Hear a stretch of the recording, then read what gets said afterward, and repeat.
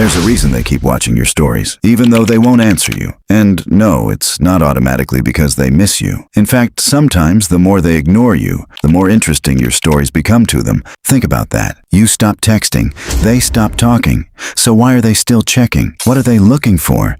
Because there's one thing people tend to check when they no longer have direct access to someone. And if you suddenly stop chasing them, you may have made that thing even more interesting. The first clue: something changed. Here's the strange part. When you were constantly talking to this person, they didn't have to wonder about you. They already knew. They knew what you were doing. They knew who you were talking to. They knew whether you were still interested, but then the conversation stopped, and suddenly they lost that information. Now they can't simply ask you what's going on. So your story becomes a tiny window into a life they no longer have direct access to, and that's where the behavior starts making more sense. They're not necessarily trying to talk to you. They're trying to find out what they can't ask you directly. But what exactly could they be looking for? The second clue: the question in their head. Imagine someone who used to know they had your attention. Then one day, you stop giving it. No more double texts, no more checking in, no more trying to get a response. You simply continue with your life. Now they can't be completely sure what you're thinking anymore, and that uncertainty creates a question. What happened after I stopped talking to them? Are you still waiting? Did you move on? Are you talking to somebody new? Are you happier? Did losing them even affect you? They don't have to ask. They can simply watch, and every story gives them another tiny piece of information.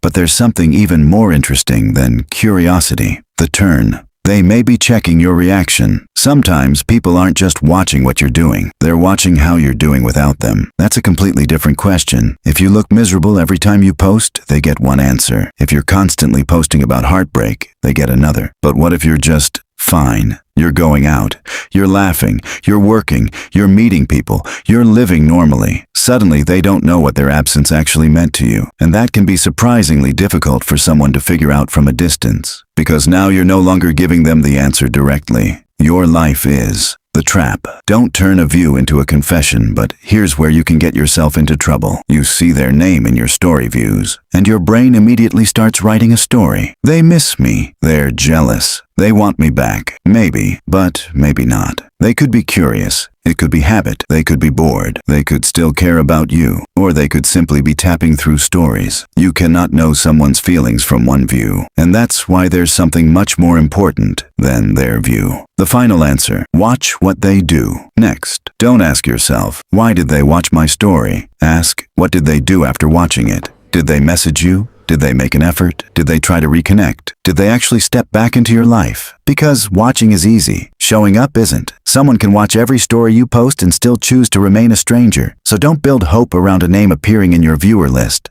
If they want a place in your life, eventually they'll have to do more than watch it. And if all they ever do is watch, let them watch. You have a life to live that doesn't need an audience.